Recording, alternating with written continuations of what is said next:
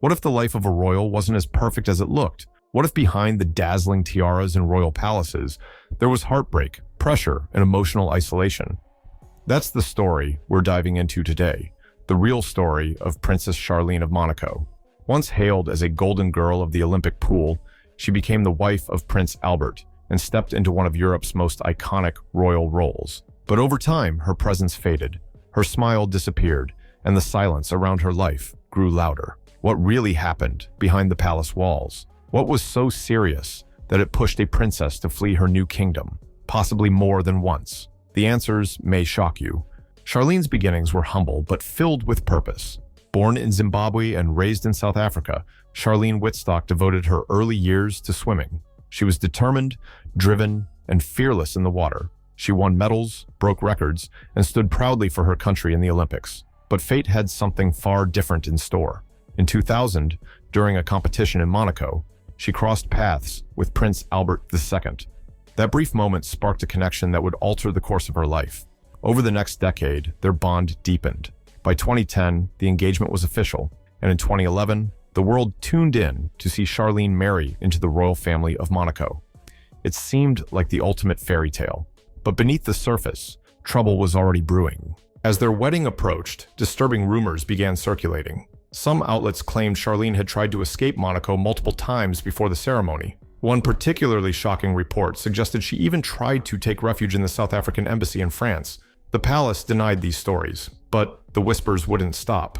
Meanwhile, Prince Albert faced a wave of scrutiny over two children born out of wedlock, one from the early 90s and the other in 2003. The second child's identity became public after French media exposed private photos, forcing Albert to acknowledge his son. For a country like Monaco, where the royal family represents not just tradition, but national identity, this kind of scandal doesn't just affect the man, it risks the entire monarchy's image. From the very start, Charlene entered a marriage haunted by past secrets and mounting pressure. Many hoped that once the vows were exchanged, Prince Albert would leave his previous affairs in the past. But those hopes were short-lived.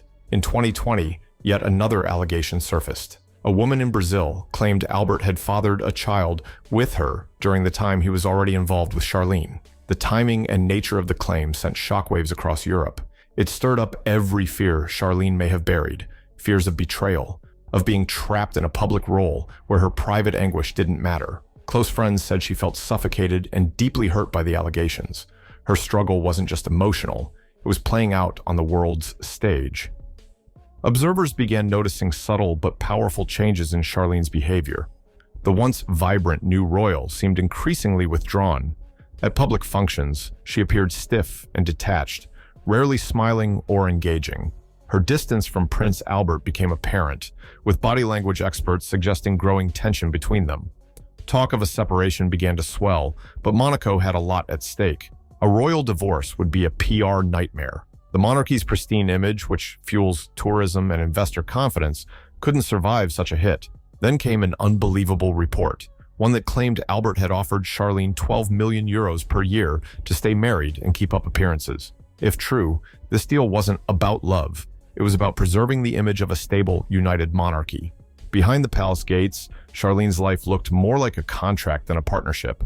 The alleged financial deal came with conditions: appear at royal events, uphold public dignity, and continue presenting the illusion of a strong marriage.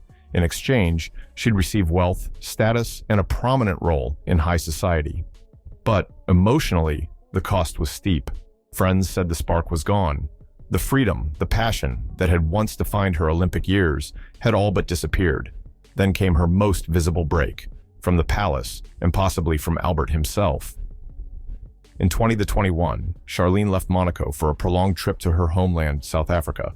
At first, it was described as a conservation mission, but as weeks stretched into months, questions started swirling.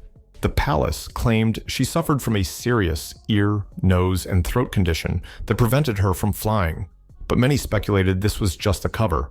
Photos of Charlene in South Africa showed her looking frail, drained, and nothing like the confident woman Monaco had come to know. When she finally returned, she didn't resume royal duties. Instead, she checked into a private facility for treatment. Whether for physical illness or emotional healing, one thing was clear: something was seriously wrong. The glossy image of the smiling princess was shattered. Now, the public saw something more human, more raw, a woman worn down by years of palace drama, painful headlines, and unresolved tension. Still, through all of this, Charlene managed to hold on to a piece of herself, the part that always found purpose in helping others. In 2012, she founded the Princess Charlene of Monaco Foundation, using her background in swimming to promote water safety around the world. The mission was deeply personal. Charlene knew firsthand the value of education and survival in the water. Her foundation spread to dozens of countries, teaming up with organizations like World Rugby and the Red Cross to save lives and teach thousands of kids critical water skills. Despite the emotional whirlwind in her personal life, Charlene doubled down on her commitment to children, health, and wellness, and that passion gave her a reason to keep showing up. She didn't stop there. Charlene also contributed to hospitals, donated to neonatal care programs, and offered critical aid during the COVID-19 pandemic. When others looked at her and saw a woman stuck in a cold royal marriage, she showed she was far more than a princess in distress. She was a fighter, someone who had experienced betrayal, loneliness, and trauma, but still turned her pain into purpose. Over time, that quiet strength began to shift public opinion. Charlene wasn't just the wife of Prince Albert anymore. She was a force in her own right, inspiring women everywhere who'd ever felt invisible or powerless within their own relationships. To fully grasp where Charlene is today, you have to look back even further. She wasn't born into royalty. She was born into grit.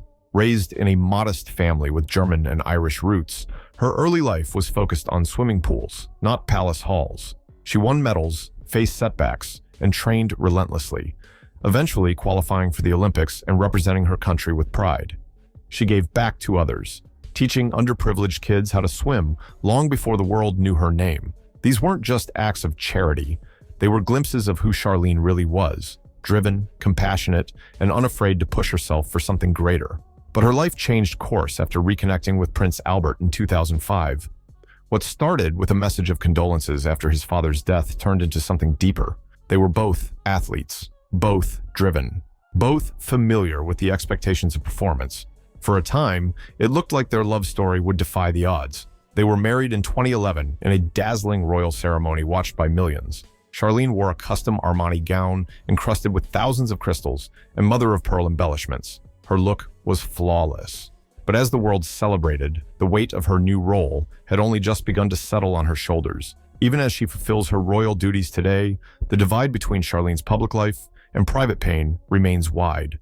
People close to the palace have quietly hinted at her struggles with mental health, stress, and constant surveillance. The same woman who once ruled the water with confidence now finds herself navigating palace politics, tabloid gossip, and the constraints of an ancient institution. And for Charlene, that suffocating environment may be the very thing she's been quietly fighting to escape.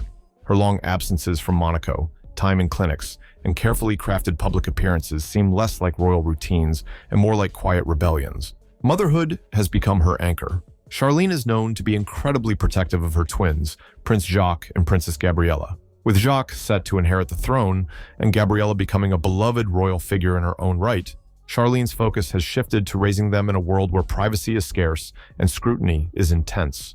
The few glimpses we get of their family life, shared occasionally through social media or palace releases, show a woman fiercely dedicated to her children's happiness, even if her own joy has been harder to find.